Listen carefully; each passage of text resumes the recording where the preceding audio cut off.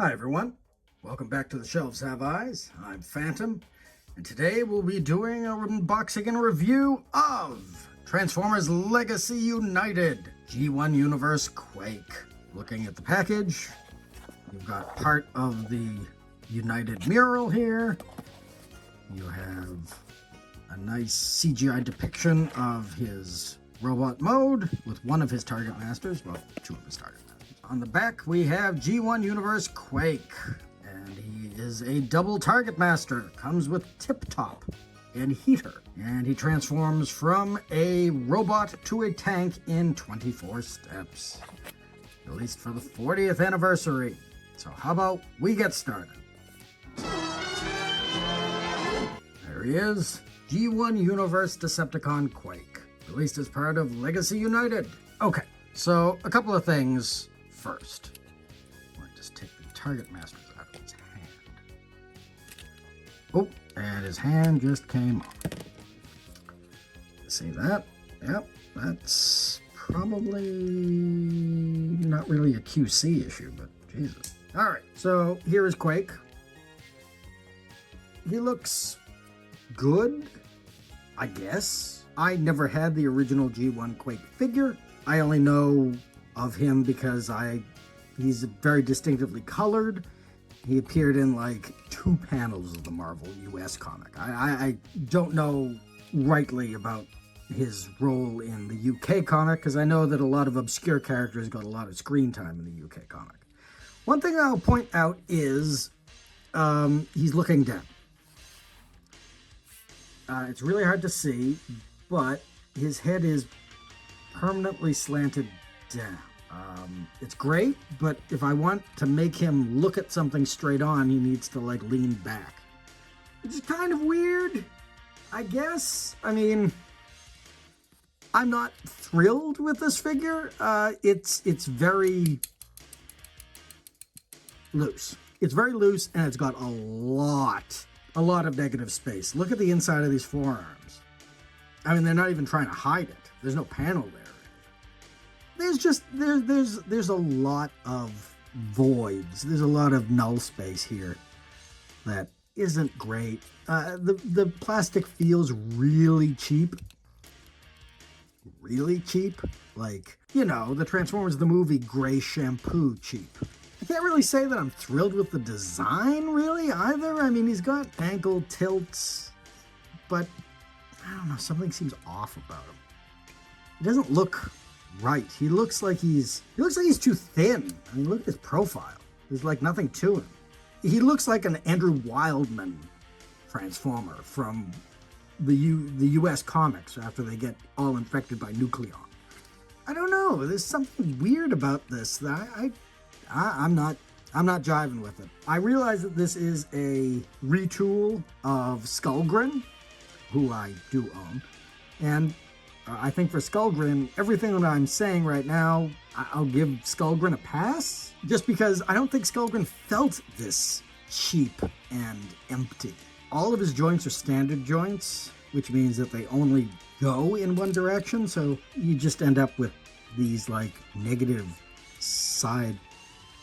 flat pieces. I guess his articulation is okay, but something is really bothering me about this figure. I don't like it. I don't like it. I've got no attachment to the character, so I can't say whether this is good or bad, I guess. You got a little bit of a give there, and he even has little parts there to make it seem as though it's not just popping out of the joint, which it clearly is. His target masters are like all the target masters from Legacy United, and really by extension any Hasbro target masters since, you know, the Titan Masters ended. They're simple. They're very G1 callback. It's just they're painted and then they've got barrels that flip out. Call me crazy, even the G1 versions had articulated arms, didn't they? Some of them did, I know for a fact. Anyway, not particularly impressed or thrilled with anything so far, but let's transform him. and see what I think afterwards. Ooh, that came right out again. QC is clearly an issue at this point.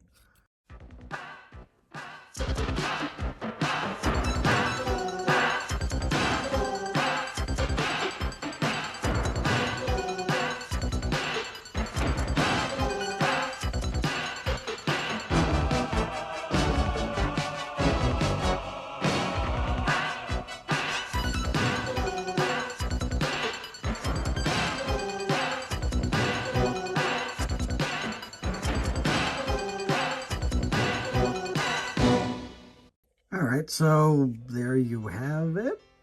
This is definitely something. This is, like his robot mode, this is not a success.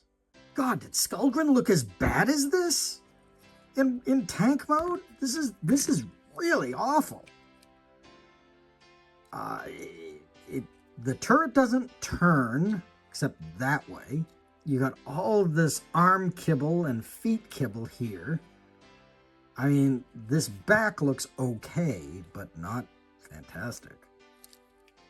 This is just not a success at all. It really doesn't look like a tank, even like a futuristic robot tank. It doesn't look like it. Looks like a hunk of plastic that somebody has folded limbs into and then put a turret on top of it and said, oh look, it's a tank. Yeah, not working. And the inclusion of his target masters on top of this mess just makes the whole thing look even worse. Look at that. That's nothing. This is a pile of garbage. It's a tank, but it's not really a tank. But it is a tank. And then you're going to put these two enormous blasters on top of it. Sure, why not? Just extra firepower in, like, nonsense world. This is really disappointing. It doesn't look like anything. Proportions are entirely wrong. Coloration is all over the place. I mean, I thought the robot mode was bad. This is 100 times worse. Yeah, and these things, these target masters are nonsense. Complete and total nonsense. Just stay over there and disappear, okay? Yeah, this is not a success. This is, in fact, one of the biggest abject failures I've seen in a Transformer recently. I'm sorry I picked this one up. I saw it at Walmart. They were liquidating legacy toys to make room for incoming Age of the Primes, and this is nothing. This is garbage. Garbage on top of garbage. It doesn't really look great in either form. And I mean, sometimes that is the point. Sometimes the robot mode is so great and you forgive the fact that they couldn't figure out an alt mode to go with that robot mode. And sometimes it's the opposite. Sometimes the alt mode is perfect, and then you see all of the little concessions that they made to that robot mode in order to make the perfect vehicle mode. And I mean, I'm talking on beyond just shell formers or anything like that. This is just, it doesn't work in either mode. It doesn't work in either mode. The most interesting thing about this toy is the little sliding piece that allows you to fold his legs together to make the tank treads. That's literally the only part in which this transformation I was saying, oh, well, that's actually pretty cool. That's actually pretty cool. I could totally see that somebody actually had to work that out. And then you end up with this. It is a brick. It is a brick of nothing. If you took the turret off, what are you left with? A flying brick. A brick of Transformer shooting through space. It is a brick. I would rather throw a brick through a window than this toy. This is just an abject failure in almost every respect. I mean, if I actually knew who Quake was, I would probably be even more angry at this.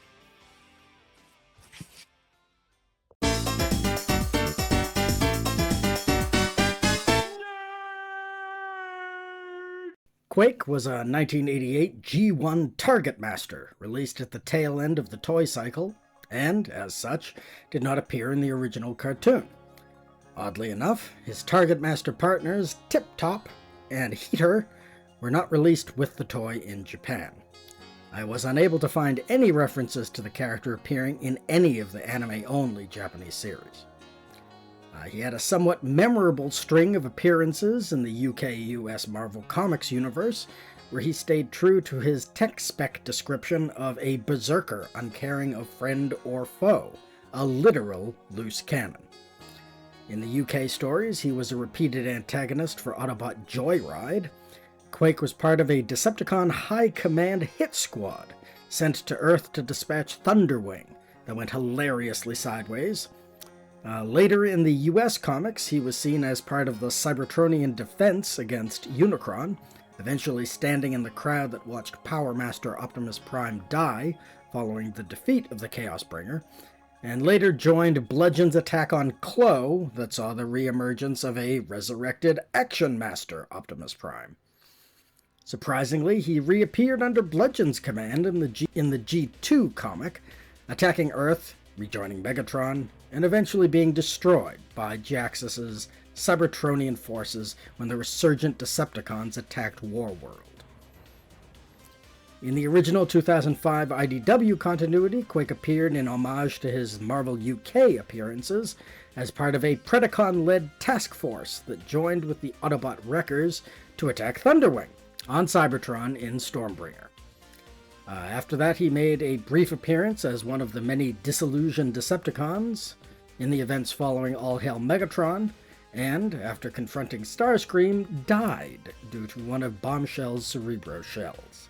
Finally, for now, Quake got perhaps his biggest break in the 2019 IDW continuity, where he was a major player in both the Decepticon and Rise groups.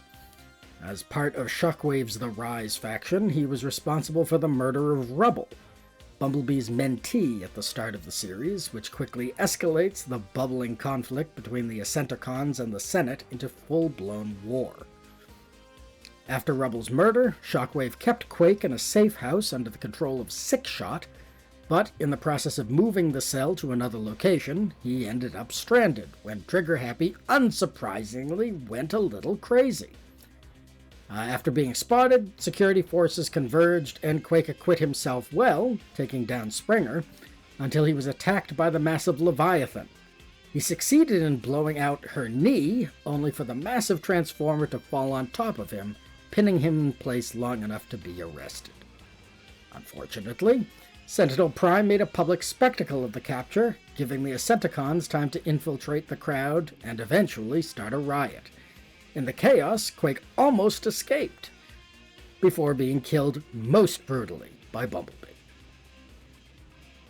Just for the sake of the oddity of it, Quake has only a total of 3 toys. His G1 Double Target Master, which is an original mold, a Titan's Return retool of Hardhead, and now this, a Legacy retool of Skullgrin. The Titan's Return figure was, in turn, used as the basis for his 2019 IDW appearances. So yeah, this is how he needs to stand up if he wants to look straight ahead. Otherwise, he's looking down. Yeah. Even with that lesson, even with that knowledge now of the lore of Quake, this is just bad. Don't buy this figure. Don't buy this figure. Buy Skullgrin or buy Emerald Zarin, which both use these exact same... Wait a minute, does Emerald Zarin use this or no? No, I'm sorry, Emerald Zarin is a reflector retool. Go and buy Skullgrin. Skullgrin is a much better figure than this. Look, the paint is already starting to chip off. Paint is already starting to chip off. This is just a disaster. It's to the point where I don't even want to look at this figure. I'm so angry at the fact that he can't look straight. He needs to stoop like he's going to the bathroom just to look straight. Because, look, his head is tilted. His head is tilted down. His head is tilted down. Why is his head tilted down? Why is his head tilted down? Constantly looking down on people? I don't know. Yeah, he's got ankle tilts. Yeah, he stands up unassisted. He has an okay range of motion and an okay sense of balance, but that does not equate to a figure worth your money. If I had not gotten this on clearance, I would be very upset. Very upset. Before prices went up, I got this guy for $9.99 on clearance. Knowing now what I know, actually handling the figure, I would not pay $7 for this figure. Lower, yes. $5, okay, fine. Now we're really talking. Even $10 for this figure is almost an insult to Transformers collecting. This is a nothing of a toy. This is, somebody said, wouldn't it be cool if we did this obscure character for Legacy United? They decided to make him using surplus parts, surplus engineering, and then we got this abomination who kind of has to lean back if he even wants to look at you in the face. This is absolutely abysmal, and I am never going to handle this figure again. Well, that's it for me. Thank you once again for joining me on The Shelves Have Eyes. I'm Phantom, and I'm going to go package that guy up and not look at him for a decade.